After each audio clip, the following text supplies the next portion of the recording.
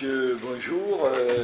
Le point presse, donc, c'est vous pour vous présenter la personne qui entraînera pour l'Anime olympique.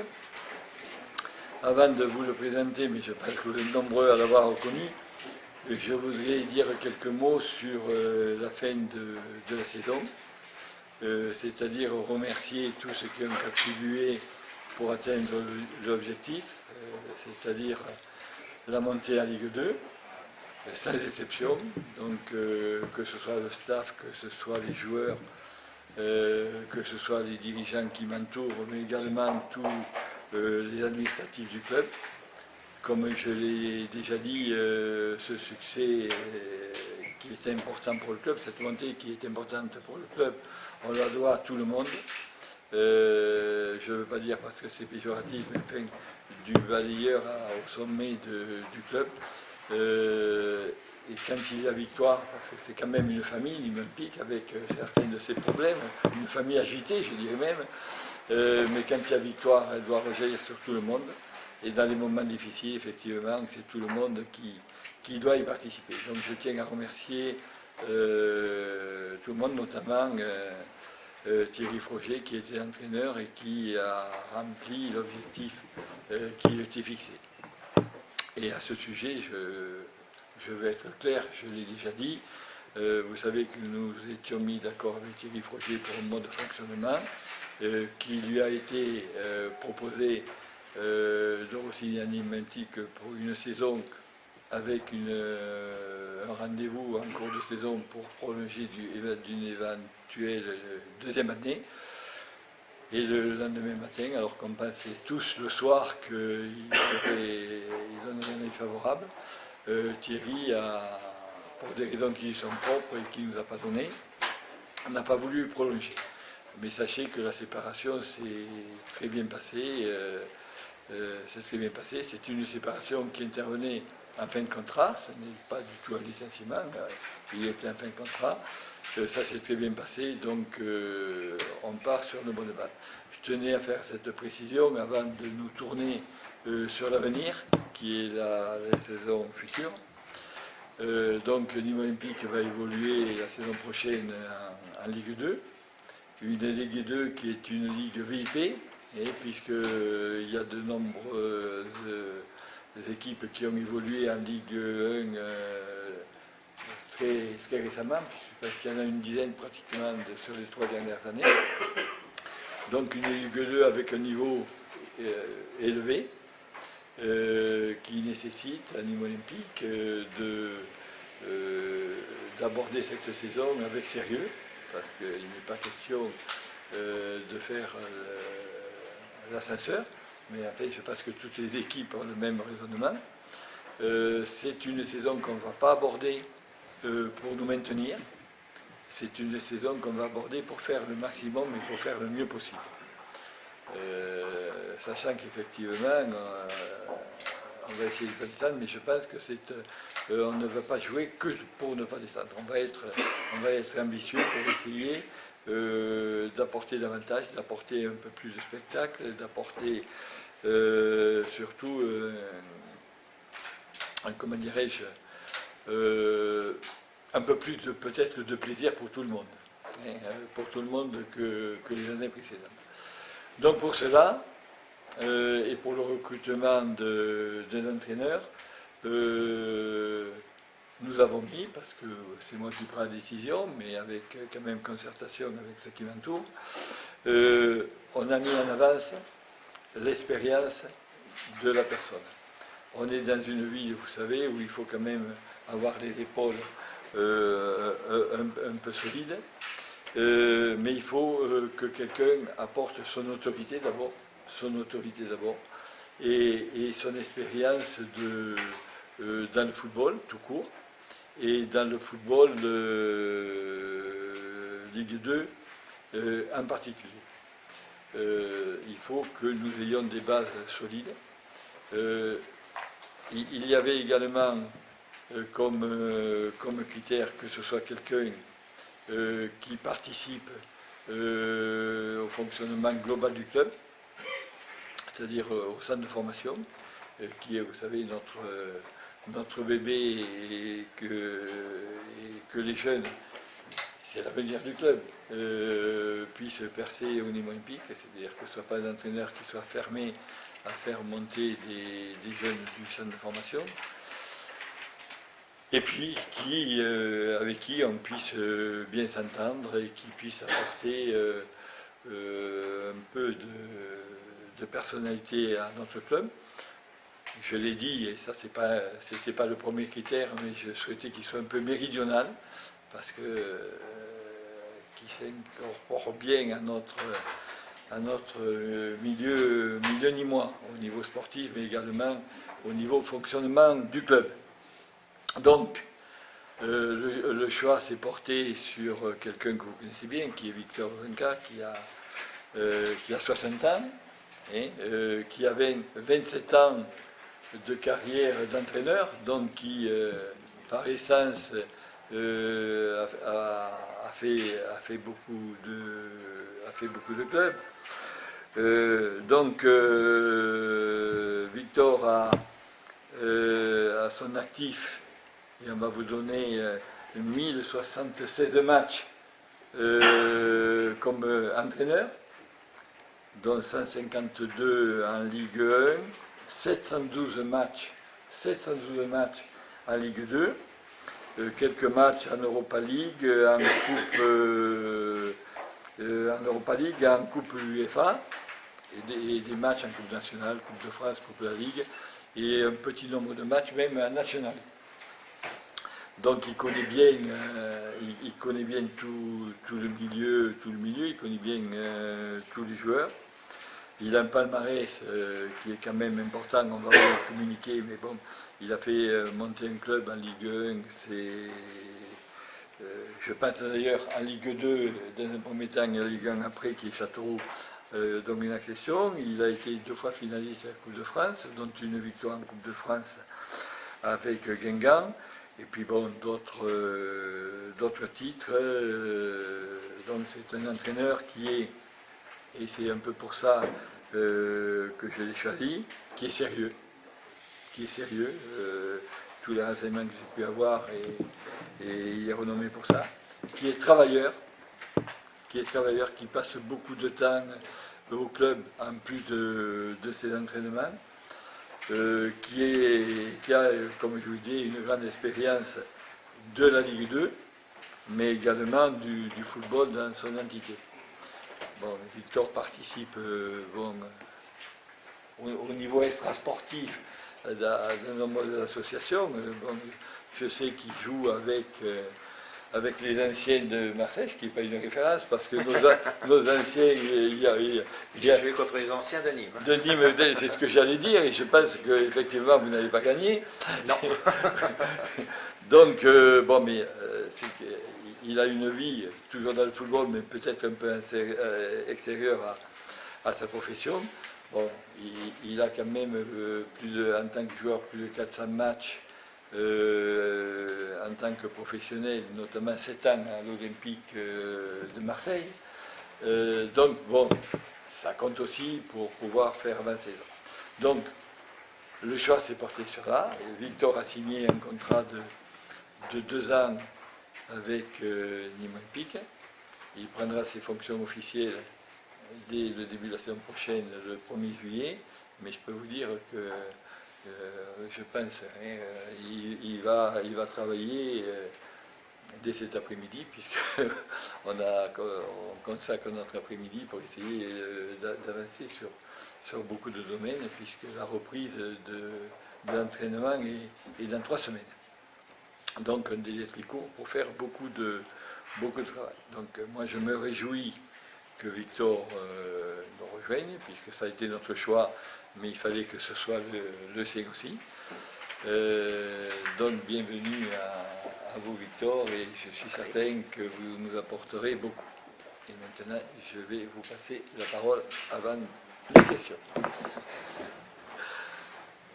Voilà, donc. Pour moi, d'abord bonjour à tout le monde, très heureux d'être à Nîmes, très content que le président m'ait fait confiance, et je pense qu'on est là pour faire du bon travail avec cette équipe, parce que bon, c'est vrai qu'il y a anime aussi un public qui vient nombreux au stade, mais qui est exigeant, puisque bon, j'ai pu suivre un petit peu cette année l'équipe de Nîmes 4-5 fois sur des matchs nationaux. C'est vrai qu'au fur et à mesure que la saison avançait, notamment sur la fin, il y avait de plus en plus de monde au stade. Bon, ça je le savais, puisque je sais que Nîmes, c'est une ville de football. Ça correspond aussi un peu à mon tempérament aussi. Bon, je sais que c'est chaud, je sais qu'ils aiment bien les joueurs qui se livrent sur le terrain, qui, comme on dit, retroussent les manches ou qui mouillent le maillot. Donc bon, ça correspond, c'est vrai, à mon tempérament, mais j'aimerais aussi que, par rapport à mon style de jeu, parce que bon, même si on me considère comme un défenseur et qu'on me dit que défensivement j'ai plus d'attention que sur le plan offensif, j'aime bien que mes équipes jouent au ballon, donc on essaiera de le faire naturellement en Ligue 2 pour essayer de gagner naturellement des matchs et être au classement à une place qui corresponde un petit peu aux attentes d'abord du club et puis ensuite des supporters. Voilà, donc voilà ce que je voulais dire. Donc, il n'y a pas de problème, je suis à l'écoute pour vos questions. Pour l'instant, avec le président, on va se réunir. Là, pour l'instant, c'était d'essayer de régler le fait de l'entraîneur en chef. Donc, bon, ça a été fait avec le président et donc on aura des réunions pour discuter un petit peu de tout ce qui se passera au niveau de l'accompagnement de l'équipe professionnelle. Tu as posé une très bonne question et c'était la première. Vous allez partir sur quoi? Sur un adjoint, un entraîneur des gardiens ou plus étouffé? Ça partira sûrement, oui, sur l'entraînement. De toute façon, des gardiens, c'est sûr, il y en a toujours. Bon, j'étais un des premiers quand j'ai pris justement, en main le Matra Racing en 85. C'était déjà pour moi une chose qui était très importante et indispensable pour un club parce que le poste de gardien c'est particulier et celui qui le connaît le mieux c'est le gardien, donc c'est des anciens gardiens de but, donc il fallait, déjà à mon époque j'avais pris Trush avec moi, donc qui était quelques jours avant comme moi un joueur du Matra et donc on est passé tous les deux de l'autre côté de la barrière et c'est vrai que bon ça a été la première chose que j'ai faite. Bon, après, c'est sûr que ça s'est mis dans tous les clubs, donc le gardien, c'est pas de problème. L'adjoint, le préparateur physique, c'est aussi quelque chose de très important parce que, bon, il y a aussi le relationnel au quotidien, parce que c'est vrai que l'entraîneur en chef, bon, c'est sûr, va discuter avec les joueurs, mais c'est vrai que l'adjoint va peut-être un peu plus souvent encore dans le vestiaire, sur le terrain, voit des choses, peut discuter avec les joueurs, faire passer des messages, c'est important aussi. Et puis, bon, plan physique, pour moi, c'est aussi une chose très importante parce que c'est vrai qu'on travaille peut-être dur, mais si on veut réussir le jour des matchs, il faut que sur le plan physique, on travaille et qu'on souffre à l'entraînement pour être compétitif dans les matchs de championnat. Et comme Victor est modeste, ce qu'il ne vous dit pas, c'est que c'est lui qui a lancé dans le Grand Bain à Toulouse Barthès, qui a sa première titularisation, c'est ça, au TFC. Ça, c'est pour la petite histoire. Ouais, ça n'a pas joué dans le choix. Par rapport à ce que le président disait tout à l'heure, c'est vrai que dans tous les clubs où je suis passé, j'ai toujours été attentif à ce qu'il y ait des jeunes qui aussi poussent un petit peu aux fesses l'effectif pour donner une petite concurrence. Ça donne aussi un petit peu de remise en cause, un petit peu dans le groupe quand il y a des jeunes qui sont là. Et naturellement, s'il y a de la qualité, parce que je pense qu'à Nîmes, il y a quelques jeunes qui sont sortis, on pourra sûrement à un moment donné faire confiance à ces jeunes-là. Puisque vous parlez de joueurs, vous avez déjà vu les derniers matchs. Vous connaissez un petit peu l'effectif actuel. Est-ce que vous avez prévu la garder les joueurs? En accord avec le président, ou est-ce que vous avez déjà sur votre carnet des noms proposés sur lesquels vous seriez en contact déjà? Alors, bon, pour l'instant, quand on a discuté les quelques jours qu'on a pu discuter avec le président, ça a été surtout à mon niveau. Bon, on n'a pas eu le temps encore, il m'a dit qu'il y avait un certain nombre de joueurs qui étaient encore sous contrat, c'est sûr.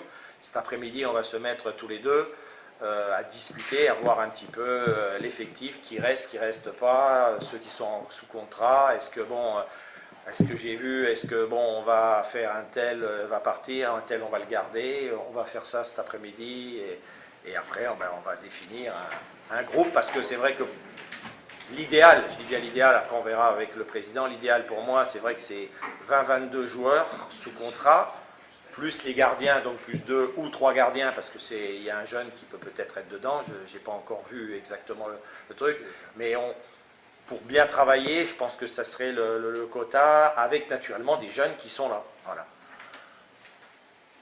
Donc 22 joueurs plus 2-3 gardiens. On va essayer, parce qu'après, il faut qu'on voit avec le président les contrats et tout. Hein. Il reste 23 joueurs sous contrat. Oui, il y a pratiquement la totalité qui sont sous contrat. Voilà, donc on va faire le tour de la question. Ce qui rend le recrutement difficile, mais je pense qu'on est quand même... Les marges de manœuvre aussi. Oui, mais je pense qu'on est un peu tous d'accord, c'est que quand on disait, j'entends la question, est-ce qu'on va les garder, il est bien évident qu'on en gardera la majorité. Oui, oui. On en gardera la majorité, et que le but n'est pas, et ça c'est le code qui dira, mais c'est pas de tout bouleverser. Ah non, pas du tout. C'est de jouer la qualité plutôt que la quantité. C'est ce qui est normal, hein, parce que je pense qu'il y a un groupe qui a été fait. Et on n'est pas là, je sais pas parce qu'il y a un changement d'entraîneur qu'on va complètement changer tous cet effectif. On va essayer de rajouter, si on peut naturellement, puisque bon, on va voir les joueurs, essayer de ramener des joueurs qui seront naturellement un plus, en espérant que ce soit un plus pour ce qui est en place. Voilà. Après les matchs que vous avez déjà regardés, est-ce que vous est sauté aux yeux des faiblesses au sein de cette équipe de Nîmes? Alors, je ne vais pas trop en parler parce que bon, je pense que... Quelles sont vos priorités? Non, mais Thierry a fait du bon travail, hein, il a fait remonter cette équipe. Donc aujourd'hui, il y avait une vision des choses, et avec le national, bon, moi je vais avoir une vision des choses peut-être en montant de catégorie, puisqu'on va être en Ligue 2. Donc je vais essayer de voir un petit peu. Je veux d'abord voir le tour de mon effectif avant de me prononcer sur des choix. Est-ce qu'il y a des joueurs qui vous avaient tapé dans l'œil? Oui, il y a des joueurs naturellement qui m'ont... pas seulement d'aujourd'hui, hein, pas de cette année, je veux dire. Hein. Bon, Bénézé, je l'avais vu jouer l'année d'avant en Ligue 2, il m'avait fait des bonnes impressions. Poulain, que j'avais vu aussi, il m'avait fait aussi. Bon, c'est pour Adou qui avait joué aussi cette année. Bon, Koné, je l'ai vu jouer 3-4 fois. Je ne l'ai pas vu à l'extérieur, je l'ai vu qu'à la maison. Donc, il y a des matchs, naturellement, il a été très décisif. Il y en a d'autres où il a été un peu moins bon, parce que c'est vrai qu'il sortait d'une longue punition, puisqu'il avait été expulsé. Donc, bon, voilà, un petit peu les 2-3. Bon, Ogunbi, j'en parle pas, puisqu'il était avec moi à Guingamp, donc je le connais par cœur. Donc je sais qu'il a fait énormément de bien à cette équipe, il a fait des passes décisives, il a marqué des buts, donc bon, tout ça ce sont des joueurs, bon, Merville que je connais aussi, voilà, bon, il y a un joueur aussi que pour vous, c'est vrai que ça a été une année et demie difficile, c'est Niflor, je connais très bien aussi puisqu'il habite avec moi à Guignon, donc voilà, donc après je ferai le tour de tout ce qu'il y a. Il y a certains joueurs naturellement que je connais aussi parce qu'ils étaient souvent joué en Ligue 2. Bon, il y a Piocel qui a joué sur la fin de saison aussi, que bon, je connais, pas seulement d'ici, je le connaissais avant, donc voilà. Donc, de toute façon, tous les joueurs, à part peut-être les jeunes qui sortaient du centre, les 2-3 jeunes qui sortaient du centre que j'ai découvert, tous les autres joueurs, ce n'est pas une découverte pour moi, puisque bon... Comme on vous a dit, ça fait maintenant un certain nombre d'années que je suis en Ligue 2. Donc, comme j'allais souvent suivre des matchs nationaux, même des matchs de CFA ou de CFA 2 dans les clubs où j'étais, je regarde tous les week-ends le France Football, je regarde tout, j'essaie de me renseigner, de voir un peu, d'aller voir des matchs pour essayer de recruter et de voir si on ne peut pas trouver des joueurs dans des divisions inférieures qui puissent, à un moment donné... Niflor, par exemple, pour parler de Niflor, quand il a signé à Guignon avec moi, j'allais voir jouer Tours, qui était en national. J'ai dit, tiens, si un jour je prends un club comme Koulibaly, qui était avec moi à Guignon, je dis, voilà, si jamais je signe, je le fais signer avec moi. Fanny, qui est à l'OM maintenant, quand il était à Martigues, bon, j'allais voir les matchs à Martigues et je l'ai vu, je dis tiens, un jour ou l'autre, je le ferai venir chez moi. Malheureusement, il a signé à Lens. Quand il n'était pas titulaire à Lens, je l'ai récupéré à Châteauroux. Et c'est là qu'il s'est montré un petit peu et que derrière, il a trouvé des clubs. Il a pu signer à Nice. Dans la foulée, Marshall, c'était la même, je le connaissais aussi. Voilà, je veux dire, dans plein de clubs, il y a des exemples de joueurs que je connais. Waro, j'en parle pas, parce que bon, tout à l'heure, je vois son agent qui m'a déjà appelé. Bon, il sait comment on travaille, il sait comment on travaille, donc voilà, donc vous savez, c'est aussi sur la France, bon, il y a des agents qui me connaissent, ils savent très bien que bon, je fais confiance, que je peux, dans le travail, ils savent comment je fonctionne, ils savent que des fois c'est la possibilité pour un joueur qui est entre la Ligue 1 et la Ligue 2, du temps de jeu ou bien de la confiance, bon, ils savent très bien que bon, il y a des joueurs qu'on peut récupérer et qu'on pourra faire signer, si on peut les faire, naturellement, et ce qui leur permettra d'abord de prendre de l'expérience, mais aussi de nous faire gagner des matchs. Voilà. Le passage du national à la Ligue 2, au niveau football, au jeu, c'est pas que je dis, pardon, c'est pas qu'il y ait un fossé, mais ça devient très difficile. Il faut être vigilant, il faut avoir de l'effectif, il faut avoir des joueurs d'expérience. Et puis là, on tombe véritablement dans le professionnalisme, je dirais, qu'on côtoie en Ligue 1 et en Ligue 2. En Ligue nationale, on a des clubs qui, naturellement, voyagent avec des fois des voitures particulières, des petits bus. Ils font des trajets de 1000 km des fois. Donc, ce n'est pas le même championnat. Et donc, il faut se préparer. L'avantage qu'on a pu avoir peut-être à Nîmes, c'est qu'ils ont gardé le statut pro. Il y a beaucoup de joueurs qui sortent de Ligue 2, pour certains même de Ligue 1. Donc, ils ont cette expérience. Donc, on pourra naturellement s'en servir. Vous arrivez après un entraîneur qui a été champion national. Vous êtes très attendu finalement au Non, moi, ça me... c'est plus dans ma réflexion. Malheureusement, c'est le métier qui veut ça. Bon, moi, quand j'étais au Matra, je veux dire, j'ai commencé. Bon, derrière, il y a Arthur Georges qui est venu, il est resté 6 mois, il est parti. Donc, bon, un jour ou l'autre, bon, moi, je regarde pas. Bon, je respecte le travail qui a été fait avant, parce que ça, il l'a fait, il l'a réalisé. Bon, j'arrive, il y a un choix qui a été fait. Bon, j'arrive derrière, je ne tiendrai pas compte, pour moi, dans mon raisonnement. Moi, j'arrive avec mes idées, ma façon de travailler. Bon, Thierry, je sais, c'est le hasard, hein, mais bon, ça va faire aujourd'hui, c'est la 3e fois que j'arrive après lui dans un club, puisqu'il était à Châteauroux, il a été à Guignon, et chaque fois, je suis venu derrière lui. Donc, c'est pas pour moi... voilà. J'ignorais. Oh, ben, des fois, il y a des exemples comme ça qui arrivent. Voilà. Vous avez vu le calendrier? Oui, j'ai vu le calendrier. Bah, de toute façon, on peut dire c'est dur ou pas dur, mais je pense qu'à un moment donné, il faut les rencontrer. Je pense que le président a eu cette réflexion, mais bon, moi je l'ai eu depuis maintenant, je dirais maintenant plus de 3 semaines, puisque en Ligue 2 et en Ligue 1, on savait à peu près les équipes qui allaient sûrement descendre. Donc les mouvements qu'il allait avoir, entre ceux qui ne sont pas montés de Ligue 2 en Ligue 1, il y en a un paquet qui avait des grosses ambitions, qui ont lutté et qui malheureusement, pour certaines, se sont ramassées, d'autres se sont sauvées.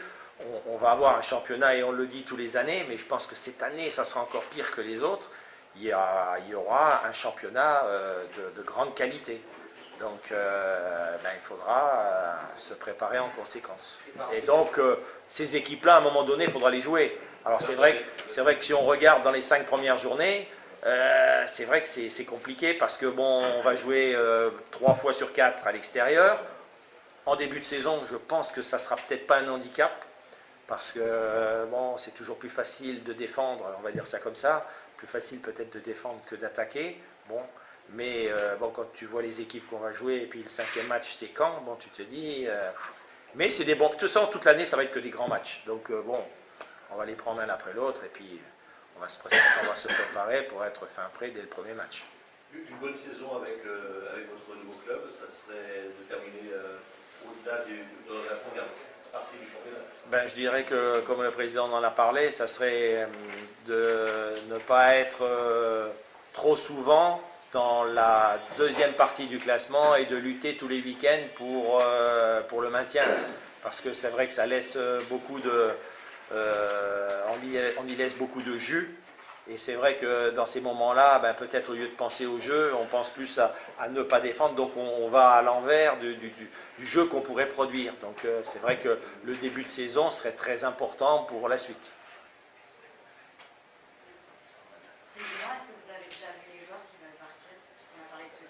Non, puisque, comme j'ai toujours dit, on fait les choses dans l'ordre. On a recruté, je tiens à le préciser, on a engagé nos négociations une fois que Thierry Frogier avait refusé l'offre de prolongation. Et tout ce qui est recrutement, départ ou tout, et c'est ce que je vous ai dit d'ailleurs à vous, c'est que ça ne commencerait qu'une fois que l'entraîneur serait désigné.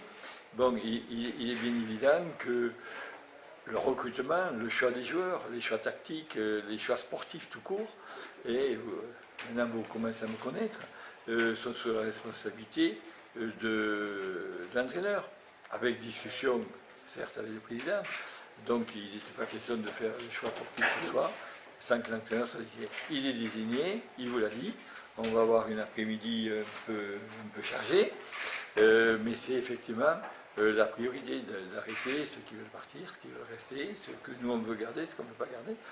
Beaucoup de choses, ça va être le choix. Ce que j'aimerais, si Victor s'en souvient, vous ne m'avez pas montré 4 mots dans le bureau de fonctionnement qui sont exactement des points qui ont été des critères de recrutement pour moi.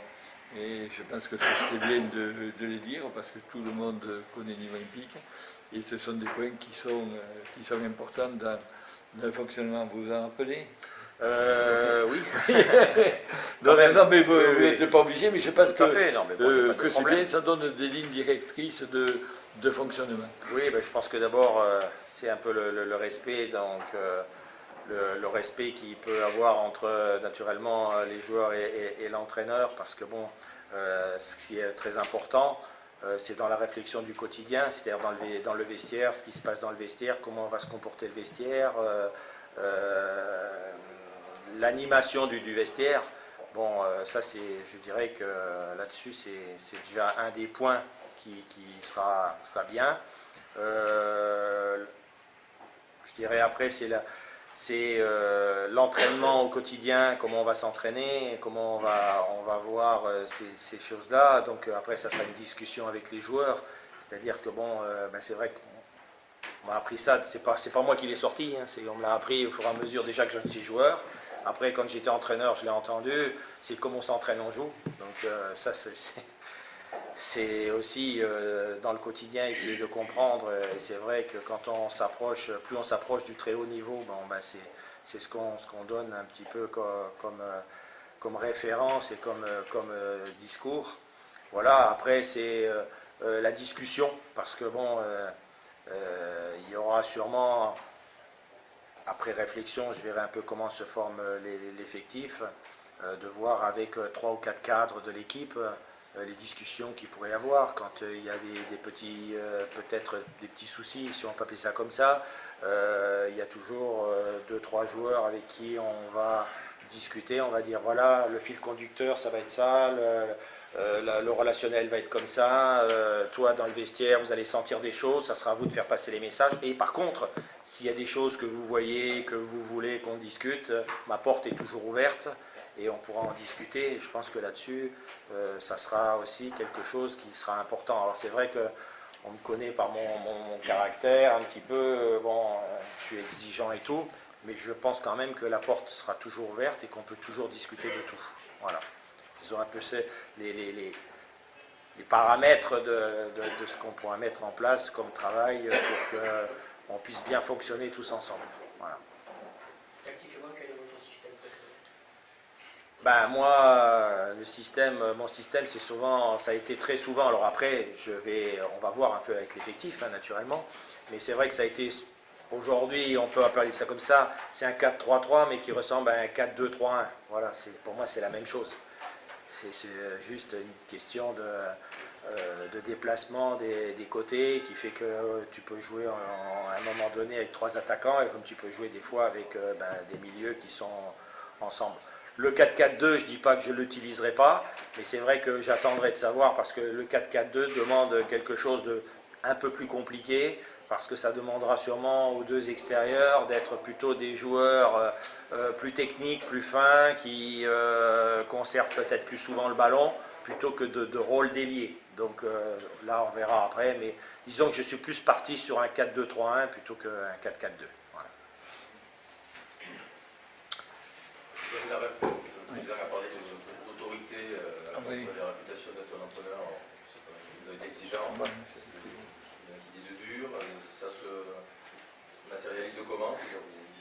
Vous hurlez sur les joueurs, vous avez un adjudant chef. Non, faut pas. Non, mais c'est ce que je voudrais comprendre, c'est que faire comprendre plutôt, c'est que on va vivre aller entre 20 et 25, ou même peut-être un peu plus, puisque bon, s'il y a un ou deux jeunes qui participent. Donc ça veut dire qu'il faut qu'il y ait un petit peu des règles qui soient mises en place. C'est-à-dire que bon, quand on arrive à l'entraînement, bon, si on doit fixer un entraînement à 9h, c'est pas pour arriver à 9h15, parce qu'autrement il y en a un autre qui arrivera à 9h30, il y en a un autre qui arrivera à 9h05. Je pense que les horaires sont là pour tout le monde, donc il y a une préparation aussi. C'est-à-dire que si tu viens à 9h, c'est pour faire un entraînement à 10h, tu viens pas, tu te déshabilles pas, tu vas sur le terrain. Il y a peut-être à faire un peu des étirements, peut-être faire un peu des abdos, aller voir le kiné, discuter avec les collègues. Il y aura sûrement des journaux, qu'on puisse les lire, qu'on puisse passer un moment ensemble. Il y aura sûrement une machine à café, il y aura des petites choses qui fait qu'il faut donner une certaine d'ambiance avant l'entraînement. Et pourquoi pas après l'entraînement aussi, puisqu'il y a le kiné, il y a les massages, il y aura un peu tout. Donc je veux dire, c'est un peu dans cette façon-là. Bon, après, c'est vrai que le joueur qui est blessé, pour moi, le joueur blessé doit travailler 2 fois plus qu'un autre. Parce que bon, puisqu'il n'est pas sur le terrain, donc l'intérêt d'abord du club et l'intérêt du joueur, c'est qu'il soit vite rétabli et qu'il soit vite sur le terrain. Donc ça veut dire que mieux il se préparera, moins il sera blessé, et plus il apportera. Et s'il est blessé, il faut qu'il se dépêche, et donc il faut qu'il fasse 2 fois plus de soins, peut-être, pour pouvoir être opérationnel. Voilà, après c'est l'exigence dans le travail, comme je l'ai dit tout à l'heure, au quotidien, et puis après, naturellement, c'est sur le terrain. Bon, sur le terrain, chacun sait ce qu'il aura à faire, donc après, ça sera naturellement, ça ne sera pas bloqué, ça ne sera pas non plus, chacun pourra aussi à un moment donné de faire sa patte, faire des trucs, mais si on veut réussir, il faut qu'on soit, en fin de compte, le football, c'est pas moi non plus qui l'ai invité, c'est un sport collectif naturellement, mais avec des individualités au milieu.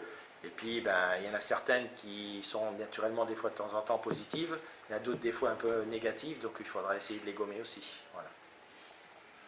Êtes-vous plutôt pro-stage d'avant-saison? Oui, j'ai dit tout de suite. Parce que ça fait partie un petit peu aussi justement de préparer un groupe. On va vivre ensemble pendant 10 jours, ça ne sera pas facile parce que bon, je suis encore de l'ancienne école, on va dire ça comme ça.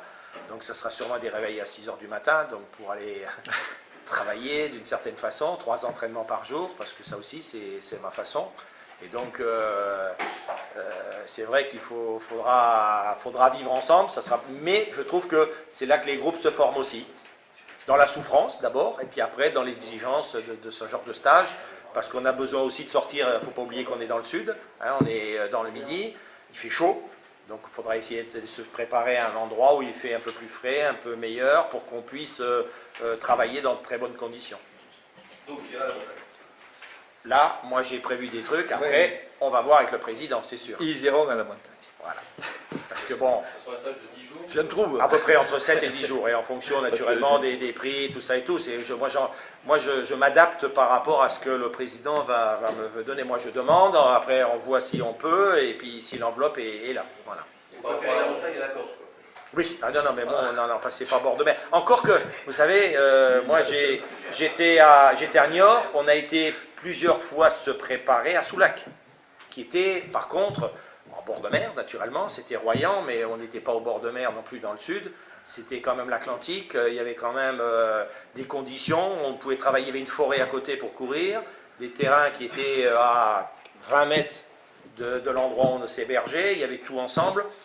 On n'a pas trop souffert, je pense que bon, même avec le Matra Racing, j'avais été en stage là-bas, c'était des conditions pour bien travailler. Donc ce genre de conditions, on peut le retrouver. J'étais à Dinard me préparer aussi, c'était aussi des conditions intéressantes pour travailler. Donc la mer ne me dérange pas, mais dans certains endroits, pas dans le sud, parce que il fait trop chaud. Voilà. Par rapport à la reprise, il sera calé quand le stage? Parce que la reprise c'est le 23. On va essayer de faire ça, C'est le vendredi, voilà. c'est 22 23, oui.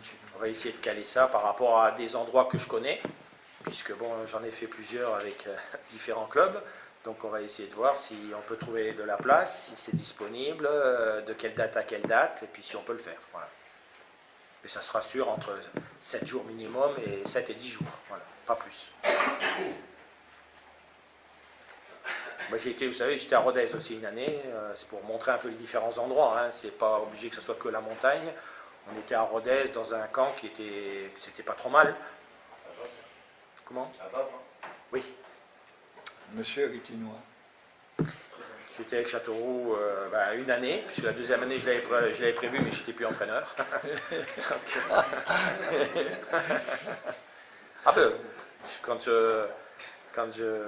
malheureusement j'ai quitté des clubs, la fête de saison arrive, je prépare toujours tout. Voilà. D'autres questions? Il y aura un programme d'entraînement naturellement pour les joueurs. Bon, je m'y suis déjà mis hier un petit peu, je me suis dit si jamais j'anticipe, qu'on puisse le préparer. Si jamais ça se passait bien pour moi. De toute façon, j'ai déjà tout préparé, hein, puisque bon, ce sont des papiers que je prépare d'une année sur l'autre. Hein, voilà.